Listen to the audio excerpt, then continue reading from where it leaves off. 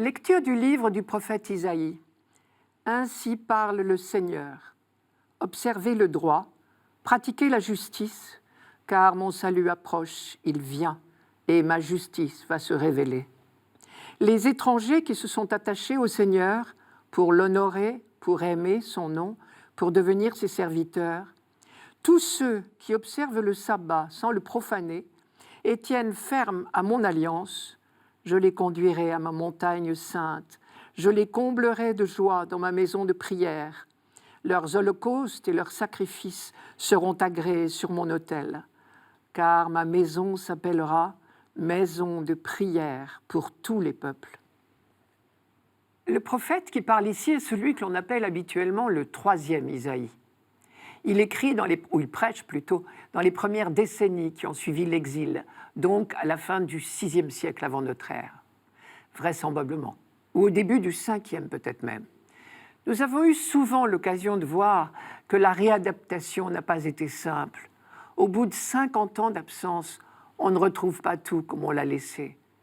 Et comment faire pour cohabiter avec les étrangers qui ont occupé la place entre-temps? Problème plus épineux encore, parmi ces étrangers qui s'étaient installés à Jérusalem à la faveur de l'exil, il y avait des nouveaux pratiquants, si l'on peut dire. Pendant l'exil, ils étaient venus dans les synagogues. Fallait-il continuer à les accueillir? La question était justifiée, car jusqu'ici, la doctrine de l'élection marquait une nette séparation entre le peuple élu, Israël, et les autres.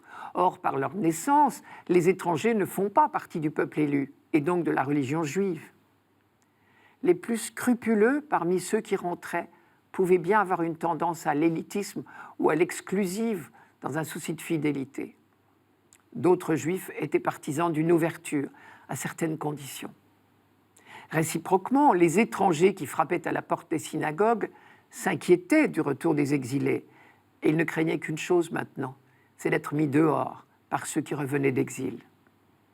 Il y avait donc deux camps dans le peuple juif en quelque sorte, les tenants de l'ouverture aux étrangers et les tenants de la ligne dure, on dirait aujourd'hui identitaire. Des deux côtés, probablement, on est venu trouver le prophète. Et celui-ci édicte donc ici, de la part de Dieu, une règle pratique. Elle n'est probablement pas du goût de tout le monde, puisqu'il prend bien soin de faire précéder son texte de la mention « Ainsi parle le Seigneur ».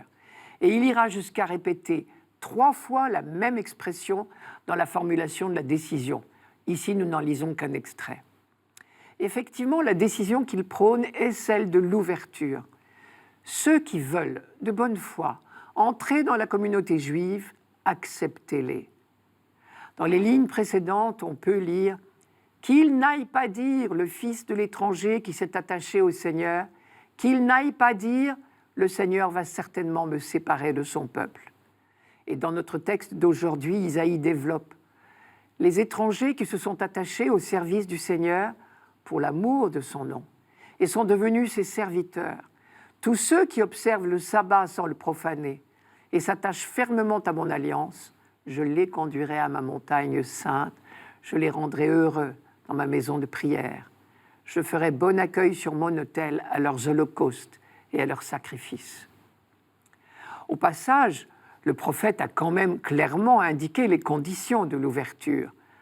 Garder le sabbat, pratiquer l'alliance, faire ce qui plaît au Seigneur. Mais l'ouverture est bel et bien là. Et elle marque une étape très importante dans la découverte de l'universalisme du projet de Dieu. L'insistance sur la pratique du sabbat sans le profaner, comme il est dit, est très révélatrice. Pendant l'exil, la pratique du sabbat a été un élément très important de la sauvegarde de la vie communautaire et de l'identité juive. Et il ne faudrait pas qu'une trop grande ouverture entraîne une perte d'identité.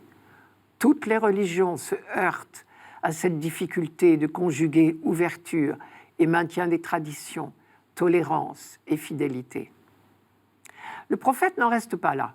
Au-delà de la règle pratique, il ouvre sur une annonce prophétique du projet de Dieu, ou plutôt, il replace la règle pratique dans la perspective du projet de Dieu. Je cite, « Ainsi parle le Seigneur, observez le droit, pratiquez la justice, car mon salut approche, il vient, et ma justice va se révéler.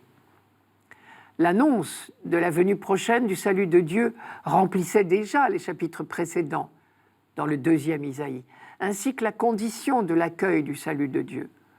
Observer le droit, pratiquer la justice. Déjà aussi, on mentionnait les peuples étrangers, les nations. Mais il semble bien que jusqu'ici, ils n'étaient encore que témoins de l'œuvre de Dieu en faveur du peuple élu. Je vous lis quelques phrases du 2e Isaïe. Alors la gloire du Seigneur sera dévoilée, et tous les êtres de chair ensemble verront que la bouche du Seigneur a parlé. Ou encore, ma justice, je la rends proche, elle n'est plus éloignée. Mon salut ne sera plus retardé. Je donnerai en Sion le salut, à Israël je donnerai ma splendeur. Ou encore, elle est proche, ma justice, il sort mon salut, et mes bras vont juger les peuples. Les îles mettront leur espérance en moi et seront dans l'attente de mon bras, c'est-à-dire de l'expression de ma puissance. Avec le texte d'aujourd'hui, semble-t-il, un pas nouveau est franchi. Quiconque observe le droit et pratique la justice est désormais admis dans la maison de Dieu. Et voici le texte du verset 2 que la liturgie ne nous a pas fait lire ce dimanche. « Heureux l'homme, c'est-à-dire tout homme, qui fait cela, gardant le sabbat sans le déshonorer, gardant sa main de faire aucun mal. » Et le prophète conclut, « Car ma maison s'appellera maison de prière pour tous les peuples. »